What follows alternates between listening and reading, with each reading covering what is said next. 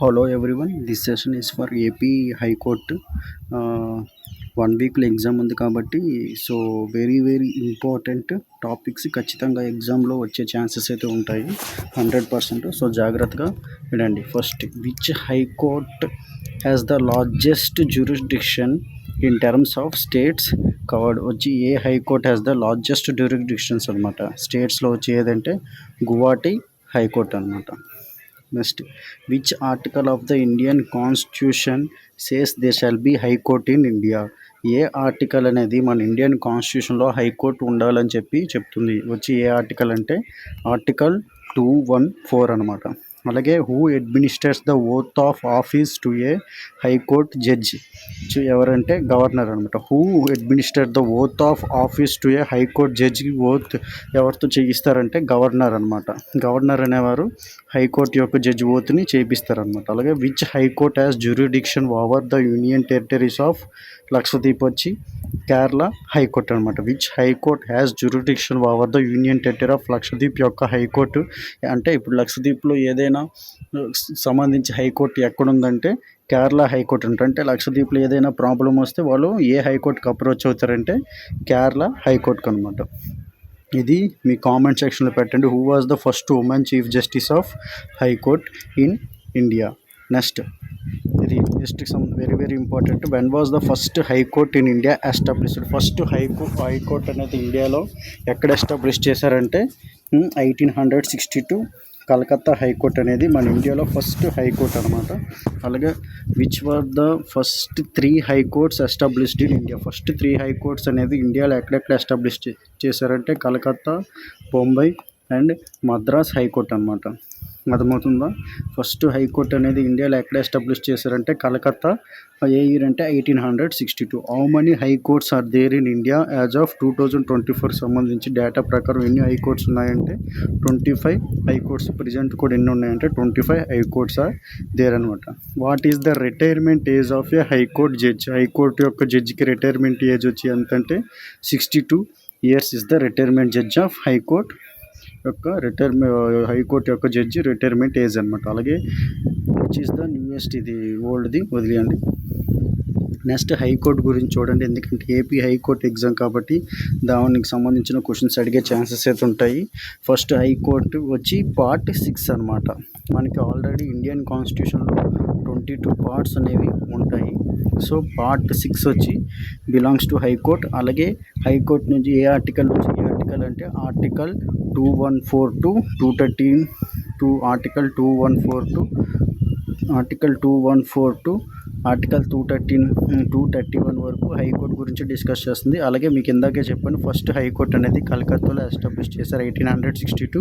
అలాగే 3 high courts, first 3 high courts వచ్చి ఏవేవి అంటే కలకత్తా, బొంబాయి మద్రాస్ అనమాట. ఓకేనా? కాన్స్టిట్యూషన్ ఏం చెప్తుందంటే high court is for each state అనమాట. ప్రతి స్టేట్కి హైకోర్టు ఉండాలని చెప్పి మన ఇండియన్ కాన్స్టిట్యూషన్ చెప్తుంది. అలాగే 7th కాన్స్టిట్యూషనల్ అమెండ్మెంట్ యాక్ట్ 1956 ఏం చెప్తుందంటే parliament to establish a common high court for 2 or more states. అంటే 7th కాన్స్టిట్యూషనల్ అమెండ్మెంట్ యాక్ట్ 1956 అనేది ఏం చెప్తుందంటే parliament to establish a common high court for, అంటే ఒక స్టేట్కి ఒక హైకోర్టు కాకుండా మన ఇండియన్ కాన్స్టిట్యూషన్లో ఏం చెప్తుందంటే 7th కాన్స్టిట్యూషనల్ అమెండ్మెంట్ యాక్ట్ 1956 అంటే ఒక హైకోర్టే 2 or more అంటే ఒక 3 స్టేట్స్కి లేదా 2 స్టేట్స్కి కలిసి ఒక కామన్ హైకోర్టు అనేది ఉండొచ్చు అని మన ఇండియన్ కాన్స్టిట్యూషన్ అనేది చెప్తుంది. అది ఏ కాన్స్టిట్యూషనల్ అమెండ్మెంట్ యాక్ట్ అంటే very important. 7th constitutional amendment act 1956 ప్రకారం ఒక 3 స్టేట్లకి 4 స్టేట్లకి కలిపి ఒక కామన్ హైకోర్టు ఉండొచ్చు అన్నది. ఓకేనా? Okay. Delhi is the only, ఇది ఇంపార్టెంట్ అనమాట. Delhi is the only union territory that has a high court of its own since 1966. అంటే ఏ యూనియన్ టెరిటరీస్కి ఓన్ హైకోర్టు లేదు, ఒక ఢిల్లీకి మాత్రమే ఇట్ హ్యావ్ ఓన్ హైకోర్టు ఉందన్నమాట ఢిల్లీకి. So next parliament can extend the jurisdiction of high court to any union territory or exclude the same అనమాట, or exclude the same. Next establishment of high court. Constitution does not specify the strength of a high court judges. Constitution అనేది high court యొక్క judges అంటే ఎక్కడ చెప్పలేదన్నమాట ఎంత strength ఉండాలని చెప్పి ఏమీ కూడా స్పెసిఫై చేయలేదు కాన్స్టిట్యూషన్లో. Presidents determines the high court strength. High court స్ట్రెంగ్త్ని ప్రెసిడెంట్ అనేవారు డిటర్మైన్ చేస్తారనమాట. అలాగే appointments. Judges of high court appointed by the president. అలాగే chief justice of high court appointment. Judges of high court యొక్క జడ్జెస్ ఎవరు అపాయింట్మెంట్ చేస్తారంటే president of India appoints the judges of a high court. అలాగే chief justice of high court కూడా ఎవరు appoint చేస్తారంటే president అనమాట. అది మొత్తం. అలాగే కన్సల్టేషన్ అనమాట, అంటే ఈ జడ్జెస్ని చీఫ్ జస్టిస్ ఆఫ్ హైకోర్ట్ని అపాయింట్ చేసేటప్పుడు ఎవరు కన్సల్టేషన్ చేసుకుంటారంటే చీఫ్ జస్టిస్ ఆఫ్ ఇండియా అలాగే గవర్నర్ అనమాట. అర్థమవుతుందా? ఇది వెరీ వెరీ ఇంపార్టెంట్ అనమాట. జడ్జెస్ ఆఫ్ హైకోర్టు అలాగే చీఫ్ జస్టిస్ ఆఫ్ హైకోర్టు ఎవరు అపాయింట్ చేస్తారంటే ప్రెసిడెంట్. కన్సల్టేషన్ వచ్చి chief justice of India and also governor అనమాట. క్వాలిఫికేషన్ చూడండి. Qualification of a high court citizen of India అయి ఉండాలి. జ్యుడిషియల్ ఆఫీసర్ అంటే జ్యుడిషియల్లో కనీసం 10 years అయినా వర్క్ చేసి ఉండాలి. హైకోర్టు అడ్వకేట్ ఫర్ 10 years ఉండాలి. అలాగే అదనమాట.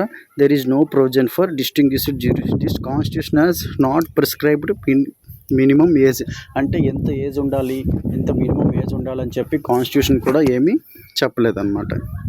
ఓకేనా? 10 years చూడండి. Oath or affirmation. ఓత్ అనేది బిఫోర్ గవర్నర్ ముందు ఓత్ చేస్తారు. Constitution has not fixed the tenure అనేది కాన్స్టిట్యూషన్ ఫిక్స్డ్ చేయలేదు. Judge until the age of 62 years వచ్చిన వరకు జడ్జిగా చేయొచ్చు. Question recording age decided by president decide చేస్తారు. రిజైనేషన్ లెటర్ టు ప్రెసిడెంట్కి ఇస్తారు. Removed from his office by president on the recommendation of parliament అనమాట. Removed from his office by president on the recommendation of parliament. Removal same like Supreme Court judge for transfer. President consult with collegium with the Chief Justice of India. Independence of High Court is like the Supreme Court.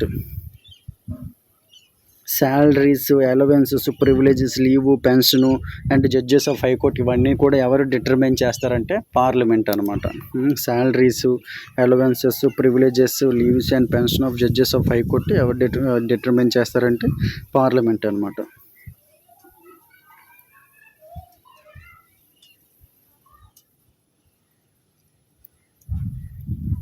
Next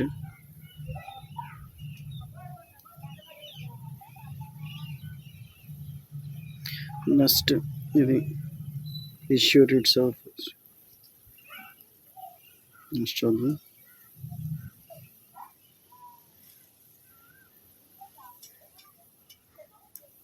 writs అనమాట. రిట్స్కి సంబంధించి issued by supreme court and high court differs mainly ఏంటంటే సుప్రీంకోర్టుకి హైకోర్టుకి article 32 writs, article 32 writs related to supreme court అనమాట. Article 226 writs related to high court అనమాట. So obligatory power, ఇది discretionary power. అలాగే issues only for fundamental rights, issues for fundamental right as well as other matter applicable in throughout territory applicable to high court jurisdiction. ఇక్కడ very very important ఏంటంటే supreme court writs article 32 ప్రకారం writs ఏంటంటే issues only for fundamental రైట్స్కే ఇక్కడ writs అనేది supreme court అనేది issue చేస్తుంది అనమాట. అది ఏ ఆర్టికల్ ప్రకారం అంటే ఆర్టికల్ 32. అలాగే హైకోర్టు వచ్చి చూసేసరికి రిట్స్ ఆర్టికల్ 226. ఇక్కడ ఏంటంటే issues for fundamental rights as well as other మ్యాటర్స్లో కూడా ఇక్కడ హైకోర్టు అనేది రిట్స్ని ఇష్యూ చేస్తుంది అనమాట. అర్థమవుతుందా? అదొక వెరీ వెరీ ఇంపార్టెంట్ అనమాట. ఆర్టికల్ 32 వచ్చి సుప్రీంకోర్టు, ఆర్టికల్ 226 వచ్చి హైకోర్టు. ఇక్కడ మీకు కంపేర్ టు రిట్స్ చూస్తే ఎక్కువగా మనకి ఎక్కువ బ్రాడర్ అనమాట. రిట్స్ ఎవరికి ఉంటుందంటే హైకోర్టుకి ఎక్కువగా ఉంటుంది. ఎందుకంటే మనకి సుప్రీంకోర్టు ఓన్లీ రిట్స్ ఫండమెంటల్ రైట్స్కి ఇష్యూ చేస్తుంది, హైకోర్టులో అలా కాదు. So fundamental rights as well as other matters కూడా. Next very very important Oscar awards అనమాట. 2026 ఎన్నో ఆస్కార్ అకాడమీ అంటే 98th అకాడమీ అవార్డ్స్ అనమాట.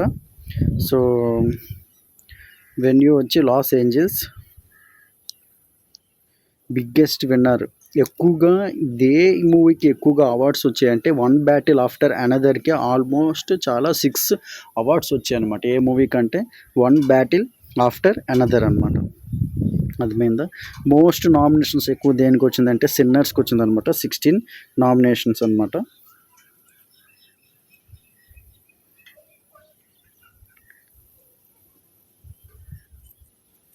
నెక్స్ట్ మేజర్ విన్నర్స్, ఆస్కర్స్లో major winners best picture 2026 Oscar దేనికి వచ్చిందంటే 'వన్ బ్యాటిల్ ఆఫ్టర్ అనదర్' అనే మూవీకి బెస్ట్ పిక్చర్ అని వచ్చింది. అలాగే best director Paul Thomas Anderson, అది ఏ మూవీ కంటే 'వన్ బ్యాటిల్ ఆఫ్టర్ అనదర్'. అలాగే best actress Michael B Jordan అనమాట.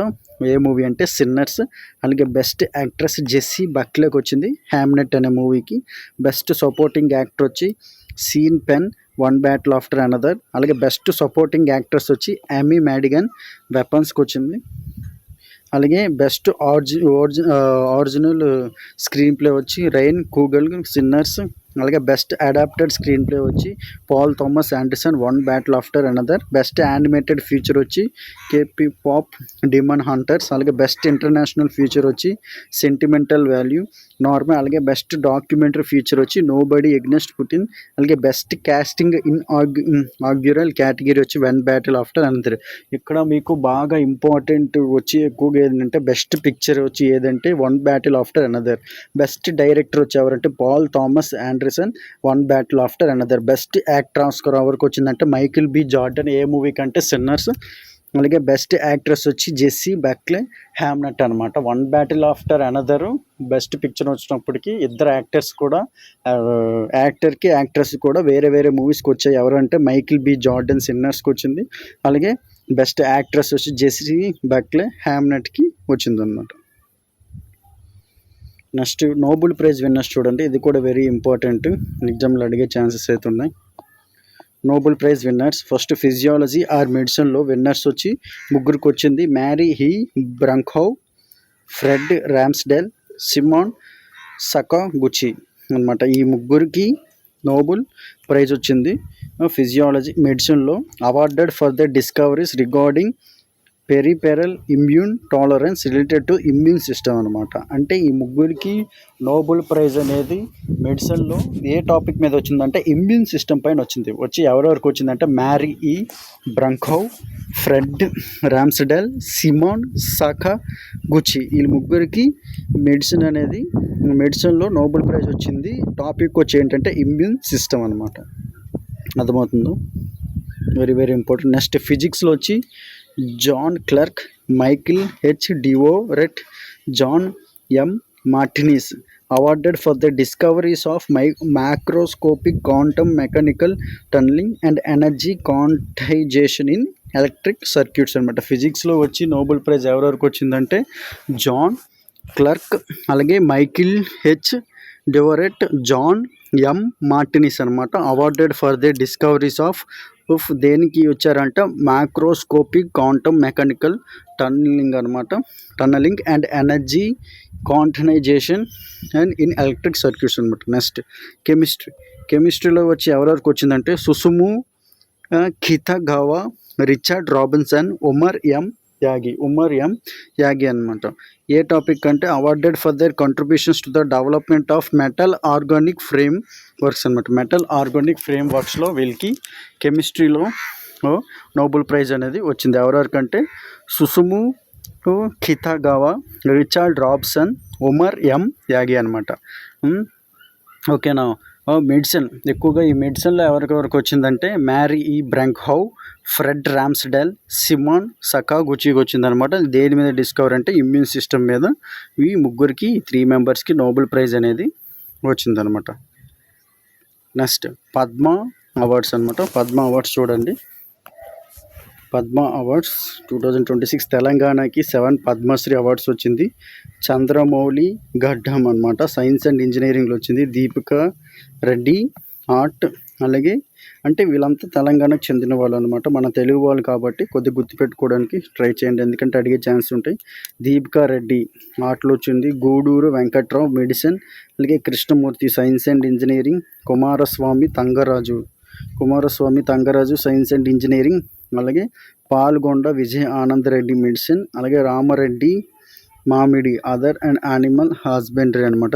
పోస్ట్ మాస్ అంటే చనిపోయిన తర్వాత ఇస్తారు వాళ్ళకి, దాన్నే పోస్ట్ మాస్ అంటారు అనమాట.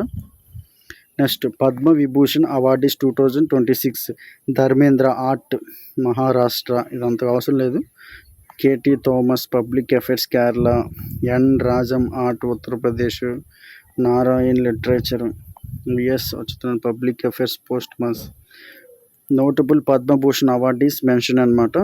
ఇవి మమ్మూటి ఆర్ట్, మమ్మూటికి వచ్చింది, యాక్టర్ ఆర్ట్లో వచ్చింది, కేరళకు చెందిన ఆయన. దుల్కర్ సల్మాన్ వాళ్ళ ఫాదర్. అల్కా యాగ్నిక్ ఆర్ట్, విజయ్ అమృత్ రాజు స్పోర్ట్స్, ఇవన్నీ కూడా ఒకసారి మీరు చూస్తారు. అయితే ఇక్కడ మీరు చూడండి, ఇది వెరీ ఇంపార్టెంట్ అనమాట. ఈ Padma Bhushan awards no cash prize అనమాట. ఇది ఒక క్యాష్ అంటే అంత, the award does not carry any monetary compensation. అంటే అవార్డు ఇస్తారా కానీ ఆ అవార్డు అనేది ఇంత మనీ అనేది ఏమీ ఇవ్వరు అనమాట. అర్థమైందా? మనీ అనేది ఏమీ కూడా ఇవ్వరు. Padma awards, total Padma awards ఏంటంటే 131 అనమాట. అయితే ఇక్కడ మీరు గుర్తుపట్టుకోవాల్సి ఉందంటే, ప్రతి ఇయర్ పద్మ అవార్డ్స్ అనేది ఎప్పుడు అనౌన్స్ చేస్తారంటే on the eve of republic day అనమాట. అంటే ఎప్పుడు అనౌన్స్ చేస్తారు కదా, ఎప్పుడు ఇస్తారంటే on the eve of republic day. ప్రతి ఇయర్ రిపబ్లిక్ డేకి ఈ పద్మ అవార్డ్స్ అనేది ఇస్తారనమాట. టోటల్ పద్మ అవార్డ్స్ వచ్చి 131, పద్మ విభూషణ్ వచ్చి 5, పద్మభూషణ్ 13, పద్మశ్రీ ఎక్కువ 113 అనమాట, 113. అయితే ఇది చూడండి, awards for Telugu states Andhra Pradesh and Telangana. This year the Telugu states receive a total of 11 Padmashri awards. Telugu వాళ్ళకి మొత్తం 11 పద్మశ్రీ అవార్డ్స్ వచ్చింది. There were no Padma Vibhushan, అయితే ఎవరికి రాలేదు. There is no Padma Vibhushan are Padma Bhushan awardees from AP are Telangana this year. Padma Vibhushan రాలేదు, అలాగే పద్మభూషణ్ కూడా మన తెలుగు వాళ్ళు ఎవరికి కూడా అవార్డ్స్ అనేది రాలేదు. సో టోటల్గా పద్మశ్రీ అనేది 11 మెంబర్స్కి మన తెలుగు వాళ్ళకి అయితే వచ్చింది. ఇప్పుడు ఇది వెరీ వెరీ ఇంపార్టెంట్, ఖచ్చితంగా అడిగే ఛాన్సెస్ అయితే ఉంటాయి మన ఆంధ్రప్రదేశ్ పీపుల్, కాబట్టి బాగా గుర్తుపెట్టుకోండి. ఆంధ్రప్రదేశ్ 4 పద్మశ్రీ అవార్డ్స్ వచ్చాయి. ఏదంటే గద్దె బాబు రాజేంద్ర ప్రసాద్కి వచ్చింది, మన తెలుగు యాక్టర్కి రాజేంద్ర ప్రసాద్కి వచ్చింది సినిమా. అలాగే గరిమెల్ల బాలకృష్ణ ప్రసాద్ అనమాట, చనిపోయిన. అలాగే మాగంటి మురళీమోహన్కి కూడా వచ్చింది. అలాగే వేంపాటి కుటుంబ శాస్త్రికి లిటరేచర్ అండ్ ఎడ్యుకేషన్. అంటే 4 మెంబర్స్కి ఆంధ్రప్రదేశ్ నుంచి ఎవరెవరికి వచ్చిందంటే రాజేంద్ర ప్రసాద్కి వచ్చింది, అలాగే గరిమెల్ల బాలకృష్ణ ప్రసాద్ ఆర్ట్, అలాగే మురళీమోహన్కి వచ్చింది, అలాగే వెంపటి కుటుంబ శాస్త్రి అనమాట లిటరేచర్ అండ్ ఎడ్యుకేషన్. ఈ 4 మెంబర్స్కి వచ్చిందనమాట. నెక్స్ట్ 1954 నుంచి 2024 వరకు భారతరత్న ఎవరెవరికి వచ్చింది, ఇది కూడా వెరీ వెరీ ఇంపార్టెంట్. భారతరత్న ఎవరెవరికి వచ్చింది కూడా తెలుసుకోవాలి. సో చూడండి, ఫస్ట్ రాజీవ్ గాంధీకి వచ్చింది, వల్లభాయ్ పటేల్, మొరార్జీ దేశాయ్, వీళ్ళందరూ కూడా రాజీవ్ గాంధీ, వల్లభాయ్ పటేల్, మొరార్జీ దేశాయ్ వీళ్ళందరూ కూడా భారతరత్న వచ్చింది. అలాగే అంబేద్కర్, నెల్సన్ మండేలా. ఎక్కడ వెరీ వెరీ ఇంపార్టెంట్ అంటే నెల్సన్ మండేలా ఆయన ఫారెన్ వ్యక్తి, ఆయనకు కూడా భారతరత్న అనేది వచ్చింది ఎప్పుడంటే 1990. అలాగే ఎంజీఆర్ కూడా వచ్చింది, ఈ తమిళనాడు గ్రేట్ యాక్టర్, అలాగే CM of Tamil Nadu, former CM of Tamil Nadu. అలాగే ఖాన్ అబ్దుల్ గఫర్ ఖాన్ కూడా ఈ నోబెల్ ప్రైజ్ అంటున్నాడు భారతరత్న వచ్చింది. అలాగే వినోబా భావే కూడా వచ్చింది, అలాగే మదర్ తెరీసా కూడా భారతరత్న వచ్చింది. అలాగే కే కామరాజు, బివి గిరి, అలాగే ఇందిరాగాంధీ, లాల్ బహదూర్ శాస్త్రి, అలాగే శ్రీ రాజగోపాలాచారి, సర్వేపల్లి రాధాకృష్ణ, సివి రామన్, జవహర్లాల్ నెహ్రూ, భగవాన్ దాస్, మోక్షగుండం విశ్వేశ్వరయ్య, గోవింద్ బల్లవ్ పంత్, దొండో కేశవ్ ఖార్వే, బిధాన్ చంద్ర రాయ్, పురుషోత్తం దాస్ టండన్, రాజేంద్ర ప్రసాద్, అలాగే పాండురంగ వామన్ కామే, జాకీర్ హుసేన్ అనమాట. ఓకేనా? రాజీవ్ గాంధీకి వచ్చింది, వల్లభాయ్ పటేల్కి వచ్చింది, మొరార్జీ దేశాయ్, ఫారినర్ వచ్చి నెల్సన్ మండేలా, ఎంజీఆర్, అలాగే ఖాన్ అబ్దుల్ గఫర్ ఖాన్, వినోబా భావే, మదర్ తెరీసా, కేశవ్ కార్వే, గోవింద్ బల్లవ్ పంత్, బిధాన్ చంద్ర రాయ్, పురుషోత్తం దాస్ టండన్, రాజేంద్ర ప్రసాద్. అంటే మీకు ఎగ్జామ్లో ఎలా అడుగుతాడంటే కొన్ని ఇచ్చి, అంటే కొన్ని పర్సన్స్ నేమ్ ఇచ్చి this who did not get Bharat Ratna ఎవరికైతే రాలేదు అని చెప్పి అడుగుతారనమాట. అందుకే వివి గిరికి వచ్చింది కే కామరాజ్, లాల్ బహదూర్ శాస్త్రి అనమాట. 2001 లతా మంగేష్కర్, ఉస్తాద్ బిస్మిల్లా ఖాన్, అలాగే జయప్రకాష్ నారాయణ, పండిట్ రవిశంకర్, అమర్త్య సేన్, గోపీనాథ్ బర్దులై, అలాగే MS Subbulakshmi, C Subramaniam, APJ Abdul Kalam, Gulzarilal Nanda, Aruna Asaf Ali, JRD Tata, Satyajit Ray, Abdul Kalam Azad అనమాట. అలాగే కర్పూరి ఠాకూర్, ఎల్కే అద్వానీకి వచ్చింది రీసెంట్గా, Charan Singh, PV Narasimha Rao, MS Swaminathan, Pranab Mukherjee, Bhupen Hazarika, Nanaji Deshmukh, Atal Bihari Vajpayee, Madan Mohan Malaviya, Sachin Tendulkar, CNR Rao, Bhimsen Joshi అనమాట. వీళ్ళందరికీ కూడా ఏమొచ్చింది, these are all people get Bharat Ratna అనమాట. వీళ్ళందరికీ కూడా భారత రత్న వచ్చింది. Bhimsen Joshi, Sachin Tendulkar, CN Rao, Atal Bihari Vajpayee, LK Advani, Charan Singh, PV Narasimha Rao, MS Swaminathan, Bhupen Hazarika, Nanaji Deshmukh, Pranab Mukherjee, Karpoori Thakur, these are all people got Bharat Ratna. Next Nobel prize winners 2025. కిందకు ఆల్రెడీ చెప్పాను, మళ్ళీ చూడండి. నోబెల్ ప్రైజ్ విన్నర్స్ లిటరేచర్లో ఎవరికి వచ్చిందంటే లాస్జ్లో క్రాస్నాహౌరకై, హంగేరియన్ ఆథర్ అనమాట. పేర్లు అందుకే ఉంటాయి. ఈ Laszlo Krasznahorkai awarded for visionary and powerful రైటింగ్స్కి ఈమెకి నోబెల్ ప్రైజ్ అనేది వచ్చిందనమాట. పీస్ ప్రైజ్ అనేది ఎవరంటే Maria Corina Machado. Peace prize ఎవరికి వచ్చిందంటే Maria Corina Machado, award for her struggle for democratic rights in Venezuela and her efforts towards a peaceful transition from dictatorship అనమాట. అంటే డెమోక్రటిక్ రైట్స్ గురించి పోరాడింది వెనిజులా పీపుల్ గురించి, and also efforts towards a peaceful transition from dictatorship నుంచి అంటే మొత్తం డిక్టేటర్షిప్ని remove చేయాలి అని దాని మీద పోరాడింది. అందుకే ఈమెకి నోబెల్ పీస్ ప్రైజ్ అనేది వచ్చింది, మరియా కొరినా మచాడో అనమాట. నెక్స్ట్ ఎకనామిక్ సైన్స్ చూస్తే Joel Mokyr, Philippe Aghion, Peter Howitt. Topic వచ్చి awarded for explaining how economic growth occurs through technological progress and innovation కొరకు వీళ్ళకి ఎకనామిక్స్లో వచ్చింది. ఈ మూడు కూడా వెరీ వెరీ ఇంపార్టెంట్ అనమాట. నోబెల్ ఎగ్జామ్లో అడిగే ఛాన్స్ అయితే ఉంటాయి. లిటరేచర్లో ఎవరికి వచ్చిందంటే లాస్జ్లో క్రాస్నాహౌరకై అనమాట, హంగేరియన్ ఆథర్. అలాగే పీస్ ప్రైజ్ వచ్చి మరియా కొరినా మచాడో అనమాట. Fought for the democratic rights in Venezuela and her efforts towards a peaceful transition from డిక్టేటర్షిప్ని రిమూవ్ చేయడానికి అంతా పోరాటం చేసిందనమాట.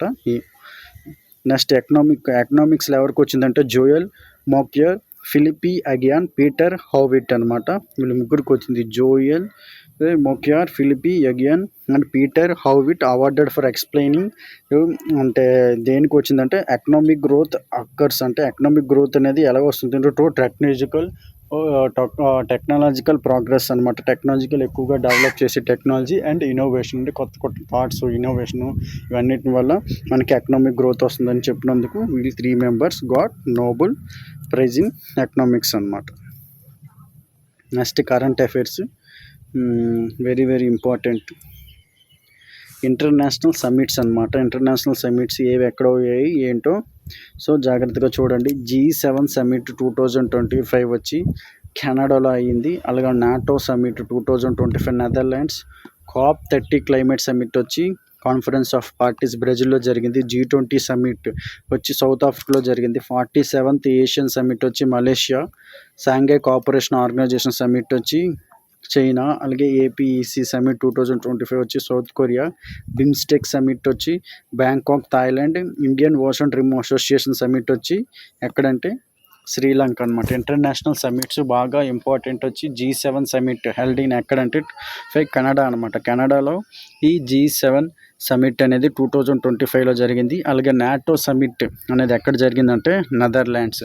గుర్తుపెట్టుకోవాల్సింది ఎలాగంటే నాటో సమ్మిట్ 2025 హెల్డ్ ఇన్ ఎక్కడంటే ఇదో ఫస్ట్ స్టార్టింగ్ లెటర్ నాటో అంటే గుర్తుకొచ్చాలి, నెదర్లాండ్స్ అనమాట. నెదర్లాండ్స్ G7 వచ్చి కెనడా, అలాగే COP30 వచ్చి బ్రెజిల్ అనమాట. G20 సమిట్ వచ్చి ఎక్కడంటే సౌత్ ఆఫ్రికాలో జరిగింది. COP30 వచ్చి బ్రెజిల్లో జరిగింది. G20 వచ్చి ఎక్కడంటే సౌత్ ఆఫ్రికాలో జరిగింది. 47th ఏషియన్ సమిట్ వచ్చి Malaysia. SCO Shanghai Cooperation Organisation summit వచ్చి ఎక్కడంటే చైనా. APEC సమిట్ 2025 వచ్చి ఎక్కడంటే సౌత్ కొరియా. బిమ్స్టెక్ సమిట్ 2025 వచ్చి ఎక్కడంటే బ్యాంకాక్, థాయిలాండ్ అనమాట. Indian ocean drink association summit వచ్చి ఎక్కడంటే శ్రీలంక. నెక్స్ట్ ఇండియా చూద్దాం. ఇవన్నీ కూడా ఇండియాలో జరిగింది, అడిగే ఛాన్సెస్ అయితే ఉంటాయి. Global technological summit 2025 New Delhi. అలాగే వరల్డ్ ఎన్వైరన్మెంట్ సమిట్, ఇది very very important. World environment summit New Delhi. Indian science Congress 2025 వచ్చి New Delhi. Global sustainable summit 2025 New Delhi. 28th national governance summit Visakhapatnam, ఇది వెరీ వెరీ ఇంపార్టెంట్, చాలా పెద్దగా కండక్ట్ చేశారు. ఇంటర్నేషనల్ యోగా డే 2025 వచ్చి ఎక్కడంటే విశాఖపట్నం. వరల్డ్ స్పిరిచువల్ సమిట్ 2025 వచ్చి వారణాసి. వరల్డ్ స్పిరిచువల్స్ సమిట్ 2025 వచ్చి Varanasi. Asian Indian youth summit 2025 వచ్చి గోవా.